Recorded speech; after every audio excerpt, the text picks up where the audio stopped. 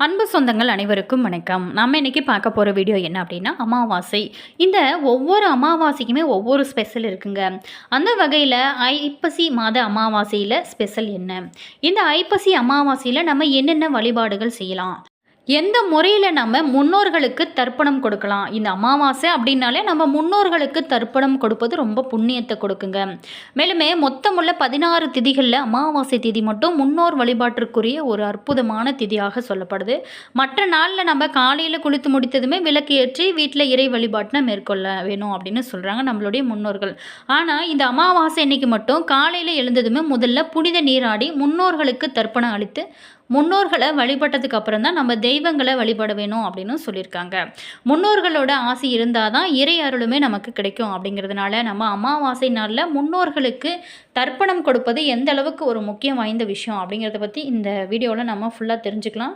மேலுமே இந்த அமாவாசை ஐப்பசி மாதத்தில் வரக்கூடிய அமாவாசை நாளில் நம்ம என்னென்ன வழிபாடுகள் செய்யலாம், இந்த வழிபாடுகளில் நம்ம செய்யக்கூடியது செய்யக்கூடாதது அப்படிங்கிறதையும் நம்ம தொடர்ந்து பார்க்கலாம். அமாவாசை அப்படிங்கிறது முன்னோர் வழிபாட்டிற்குரிய ஒரு அற்புதமான நாளுங்க. அதோட முன்னோர்களுக்கு உரிய ஒரு கிரகமான சூரிய பகவானையும் வழிபடுவதற்குன நாளாகவும் சொல்லப்படுது. அதனால தான் அமாவாசை இன்னைக்கு தர்ப்பணம் கொடுத்ததுக்கப்புறம் சூரியனுக்கு தண்ணீர் படைத்து நம்ம வழிபட வேணும் அப்படின்னு சொல்கிறாங்க. இந்த நாளில் நம்ம அளிக்கும் பிண்டதானம், தர்ப்பணம், தான தர்மங்கள் எல்லாமே பல்வேறான மாற்றங்களை நம்மளுடைய முன்னோர்கள் சென்றடையும். இதனால் நம்மளுடைய வாழ்க்கையுமே சிறப்பாக இருக்கும். முன்னோர்களோட ஆசை இருந்தால் மட்டுமே நாம் நினைத்தது எல்லாமே நடக்கும். அது மட்டும் இல்லாமல் குடும்பத்தில் சுபகாரிய தடைகள் ஏதாவது இருக்குது அப்படின்னு நினைக்கிறவங்க கண்டிப்பாக இந்த முன்னோர் வழிபாடு செய்யுங்க, நல்ல ஒரு மாற்றம் இருக்கும். அது எந்த முறையில் திதி கொடுப்பது, தர்ப்பணம் செய்வது, இது எல்லாமே நம்ம தொடர்ந்து பார்க்கலாங்க. வீடியோவை ஸ்கிப் பண்ணாமல் முழுமையாக பாருங்கள். வீடியோ பிடிச்சிருந்தா லைக் பண்ணுங்கள், கமெண்ட் பண்ணுங்கள், ஷேர் பண்ணுங்கள். இதே போல் தகவலை நீங்கள் தெரிஞ்சுக்கணும் அப்படின்னாலும் நம்ம சேனலை சப்ஸ்கிரைப் பண்ணிக்கோங்க. கூடவே இருக்க பெல் பட்டனையுமே ப்ரெஸ் பண்ணிட்டு வாங்க வீடியோக்குள்ளே போகலாம். ஐப்பசி அமாவாசை முன்னோர்களுக்கு தடையில்லாமல் திதி கொடுக்கறதுனால கிடைக்கும் கோடி புண்ணியங்க. மேலுமே இந்த ஐப்பசி அமாவாசையை முன்னிட்டு அக்னி தீர்த்தம் கடலில் முன்னோர்களுக்கு திதி கொடுக்க திரண்ட நூற்றுக்கணக்கான பக்தர்கள் திரும்பாங்க. மேலுமே ராமேஸ்வரம் அக்னி தீர்த்தம் கடலில் தீபாவளி பண்டிகை தொடர் விடுமுறை ஐப்பசி மாதம் அமாவாசையை முன்னிட்டு தங்களுடைய முன்னோர்களுக்கு திதி கொடுத்து வழிபட நூற்றுக்கணக்கான பக்தர்கள் குவிவாங்க. மேலுமே ராமநாதபுரம் மாவட்டம் ராமேஸ்வரத்தில் பிரசித்தி பெற்ற ராமநாத சுவாமி கோவிலில் தீர்த்தம், மூர்த்தி, ஸ்தலம் அப்படின்னு 3 பெருமைகளை கொண்ட காசிக்கு நிகரான புண்ணிய ஸ்தலமாக இருக்குங்க. இங்கு மாதந்தோறுமே வரக்கூடிய அமாவாசை நாட்களில் இங்கு வழிபாடுகள் செய்வாங்க. முன்னோர்களுக்கு திதி தர்ப்பணம் கொடுத்து வழிபட்டாலே அவங்களோட பரிபூர்ண ஆசீர்வாதமும் நமக்கு கிடைக்கும் அப்படிங்கிறது நம்பிக்கையாகவும் இருந்து வருது. மேலுமே தீபாவளி பண்டிகை தொடர் விடுமுறை மற்றும் ஐப்பசி மாத அமாவாசை முன்னிட்டு அதிகாலை முதல்ல பல்வேறு மாவட்டங்களில் மாநிலங்களில் இருந்தும் பக்தர்கள் நூற்றுக்கணக்கானவங்க அக்னி தீர்த்தம் கடற்கரையில் இருப்பாங்க. மேலுமே இந்த நாளில் நம்ம முன்னோர்களுக்கு வழிபாடுகள் செய்வது ரொம்ப முக்கியங்க. அதே மாதிரி இந்த அமாவாசை இன்னைக்கு நம்ம என்னென்ன விஷயங்கள்லாம் செய்யலாம், என்னென்ன விஷயங்கள்லாம் செய்யக்கூடாது அப்படிங்கிறதையும் முதல்ல தெரிஞ்சுக்கலாங்க. அமாவாசை இன்னைக்கு சந்திரனோட ஒளிக்கற்றை ஆவிகளுக்கு கிடைக்காது. இதனால் ஆவிகள் பார்த்திங்களா உணவுக்கு திண்டாடும், பசி தாங்க முடியாமல் ஏதாவது ஒரு வீடுகளுக்கு வரும். அப்போது நம்ம யாராவது நினைக்கிறாங்களா, நமக்கு தர்ப்பணம் படையல் இது எல்லாமே செய்கிறாங்களா அப்படின்னு அதை எதிர்பார்க்கும். ஸோ வீடு வாசல் இல்லாத ஏழைகளுக்கு நீங்கள் அமாவாசையில் அன்னதானம் செய்கிறது ரொம்ப நல்லதுங்க. ஒவ்வொரு அமாவாசை அன்னைக்கும் தங்களால் முடிந்த அளவுக்கு உணவை நீங்கள் அன்னதானமாக கொடுக்கலாம். ஸோ இந்த மாதிரி அவங்க எதிர்பார்க்கும் போது நம்ம காகைகளுக்கு, அதாவது முன்னோர்கள் ரூபத்தில் வரும் காகைகளுக்கு நம்ம தினமுமே சாதம் வைக்கிறது ரொம்ப புண்ணியத்தை கொடுக்கும். அது மட்டும் இல்லாமல் அமாவாசை நாட்களில் நம்ம திதி, தர்ப்பணம், சிதார்த்தம் இந்த மாதிரியான விஷயங்கள்லாம் செய்யும்போது நம்மளுடைய முன்னோர்கள் பசியாறுவாங்க. அது மட்டும் இல்லாமல் அவங்க நமக்கு ஆசையுமே கொடுப்பாங்க. மேலுமே நம்ம பசு, காகம், நாய், பூனை இதர ஜீவராசிகளுக்குமே அன்னைக்கு நம்ம அன்னம் கொடுக்கறது ரொம்ப ரொம்ப நல்லதுங்க. அமாவாசை பிதுர் தர்ப்பணம் மற்றும் அன்னதானம் எல்லாமே நீங்கள் குலதெய்வம் இருக்கும் இடத்துல செய்வது ரொம்ப நல்லது. முடியாதவங்க தங்களோட இஷ்ட தெய்வம் இருக்கும் இடத்துல கூட நீங்கள் செய்யலாம். வீட்டிலே கூட நீங்கள் செய்யலாங்க. முடிந்தவங்க கோயிலில் செய்யலாம். மேலுமே அமாவாசை இன்னைக்கு தலையில் எண்ணெய் தடவக்கூடாது அப்படின்னு கூட சொல்லப்படுறாங்க. புண்ணிய தலங்களில் கடலில் நீராடலாம் அல்லது நதியில் நீங்கள் நீராடலாம். அமாவாசை இன்னைக்கு காலையில் சூரிய உதயத்தின் போது கடலில் எடுக்கப்பட்ட நீரை வீட்டுக்கு கொண்டு வந்து தீர்த்தமாக நீங்கள் தெளிக்கலாம். அதனால் வீட்டில் உள்ள தோஷங்கள் எல்லாமே நீங்கும். மேலுமே சுபகாரியங்களுமே தடையில்லாமல் நடக்கும். அது மட்டும் இல்லாமல் உற்றார் உறவினர்கள் தொடர்பு இல்லாத ஆவிகள் மரம், செடி, கொடிகளில் அமாவாசை இன்னைக்கு மட்டும் தங்கி அவற்றோட சாரத்தை சாப்பிடும். அதனால் அமாவாசை அன்னைக்கு மட்டும் மரம், செடி, கொடிகளையோ காய்கறிகளையோ தொடக்கூடாது, பறிக்கக்கூடாது அப்படின்னு கூட நம்மளுடைய முன்னோர்களுமே சொல்லியிருக்காங்க. ஸோ ஒவ்வொரு மாதமே அமாவாசை அன்னதானம் செய்ய முடியாதவங்க கூட தை மாதம் வரக்கூடிய அமாவாசையில் செய்யலாம், அல்லது ஆடி அல்லது புரட்டாசி அல்லது ஐப்பசியில் கூட நீங்கள் செய்யலாங்க. இந்த அமாவாசையில் அன்னதானம் செய்ய வேணுங்க. புரட்டாசி அமாவாசையில் செஞ்சாலே 12 ஆண்டுகளாக அன்னதானம் தர்ப்பணம் செஞ்ச தோஷமானது நமக்கு நீங்கும், மேலுமே நமக்கு புண்ணியத்தையுமே கொடுக்கும். அதே மாதிரி செழிப்பான வாழ்வை கொடுக்கும் கேதார கௌரி விரதங்க. வட மாநிலங்களில் கேதார கௌரி விரதம் வெவ்வேறு காலத்தில் கொண்டாடினா கூட தென் மாநிலங்களில் மற்றும் குறிப்பாக தமிழ்நாட்டில் தமிழ் பஞ்சாங்கத்தின் அடிப்படையில் ஐப்பசி மாத அமாவாசை அன்னைக்கு சிவன் மற்றும் பார்வதியை மனதார நினைத்து கேதார கௌரி விரதம் இருப்பது வழக்குங்க. இதை தாங்க தீபாவளி நோன்பு அப்படின்னு நம்ம சொல்கிறோம்.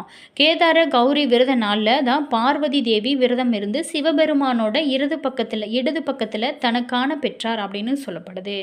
ஐப்பசி மாதம் ஈசனையும் பார்வதி தேவியையும் பிரதானமாக வணங்கும் மாதமாக சொல்லப்படுது. மேலுமே இந்த ஐப்பசி மாதத்தில் வரக்கூடிய அமாவாசையில் நம்ம முன்னோர்களுக்கு திதி தர்ப்பணம் இதெல்லாம் செய்யும்போது நம்மளுடைய குடும்பத்தில் பார்த்திங்கன்னா தடைப்பட்ட காரியங்கள் எல்லாமே சரியாகுங்க. தடையே இருக்காதுங்க. சுபகாரியங்கள் சிறப்பாக நடக்கும்.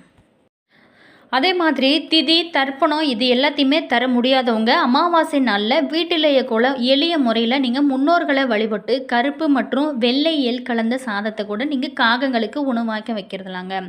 இந்த மாதிரி நீங்கள் முன்னோர்களுக்கு திதி அளித்த பலன் உங்களுக்கு கிடைக்குங்க.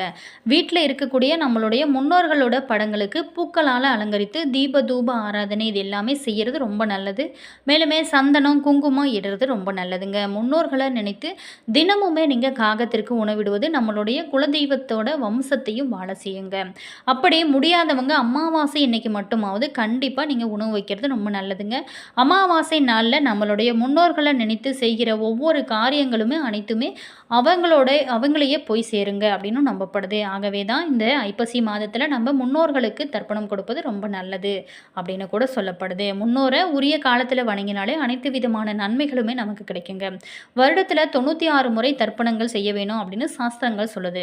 ஸோ அனைத்தையுமே செய்ய முடியலனாலும் பரவாயில்லைங்க. இந்த ஆடி மாதம் தை மாதம் அமாவாசையில் மட்டும் அவசியம் செய்ய வேணுங்க. அப்படி தவறும் பட்சத்தில் மகளாய பட்சத்தில் நீங்கள் செய்யலாம். ஒருவன் தன்னோட பெற்றோரையும் குலதெய்வத்தையும் முன்னோர்களையும் வணங்கல அப்படின்னா மற்ற தெய்வங்களை வணங்கி புண்ணியம் இல்லை அப்படின்னு தான் சொல்ல முடியும். அமாவாசை தினத்தில் எறும்பு, பசு, காகம், நாய், பூனை மற்றும் அந்தணர்களுக்கு உணவளித்து அவங்களோட வயிற்றை நிறைத்தாலே கடவுளோட ஆசையும் முன்னோர்களோட ஆசையுமே நமக்கு முழுமையாக கிடைக்குங்க. மேலுமே நீங்கள் மாலையில் வழிபாடுகள் செய்யலாங்க. அமாவாசை நாளில் நம்மளோட முன்னோர்களை நினைத்து நீங்கள் காகத்திற்கு உணவு கொடுப்பது வழக்கமாகவே கொண்டிருப்பீங்க.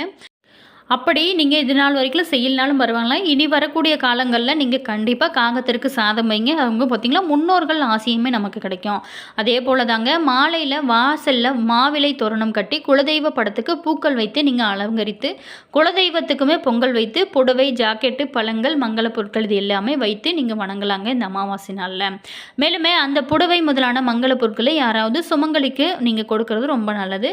இப்படி செஞ்சீங்க அப்படின்னா இதுவரைக்குமே தடைபட்டிருந்த மங்கள காரியங்கள் வீட்டில் சிறப்பாக நடைபெறுங்க.